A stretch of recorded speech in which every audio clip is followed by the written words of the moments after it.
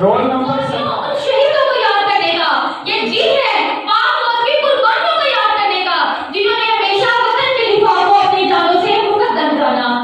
सदर-ए-आली वकार, जो में दिफाए पाकिस्तान 1965 की उस शानदार तारीख की याद करते हैं, तब पाकिस्तान की भागड़ आवाज ने दुश्मन के नापाक इरादों को खाक में मिला दिया। पाकिस्तान को पाकिस्तान इसलिए नहीं कहा जाता कि यहाँ अल्लाह की जमात ने आकर बसेरा दिया, जिन्होंने आज इस्लाम के झंडे को बुलंदियों तक ले जाना था। यही बात दुश्मन को भटकती थी, इसी बात ने दुश्मन के अंदर एक जुर्रत बख्शी कि उठो, मुसलमान कौम सो रही होगी, शब के अंधेरे में जाकर उन पर हमला करना।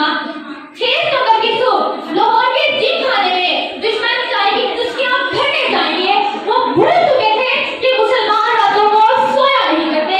इस सरजमीन के नौजवान कैप्टन सदर शहीद, मेजर राजा अजीज भट्टी और सपाही मकबूल जैसे सपूत जा रहे थे।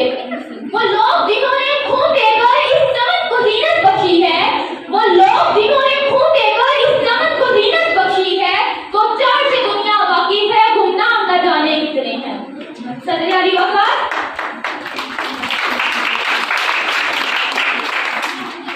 सदर-ए-आली वकार, वो भूल चुके थे कि अल्लाह ने हमें नज़र फौज से नवाजा है। वो भूल चुके थे अल्लाह ने हमें वो आर्मी दी है जिनके झंडे में सब रंग है, और ये रंग रहमत, बख्शिश और अज़मत का सबब बनेगा।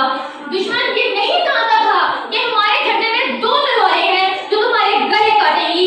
तारीख शाहिद है, जब दुश्मन आया, अल्लाह की ये शेर जुबान पर जबते दुश्मन का कमांडर अपनी गाड़ी छोड़कर अपने जूते बगल में दबाकर भागा। मैं झुका नहीं, मैं भिगा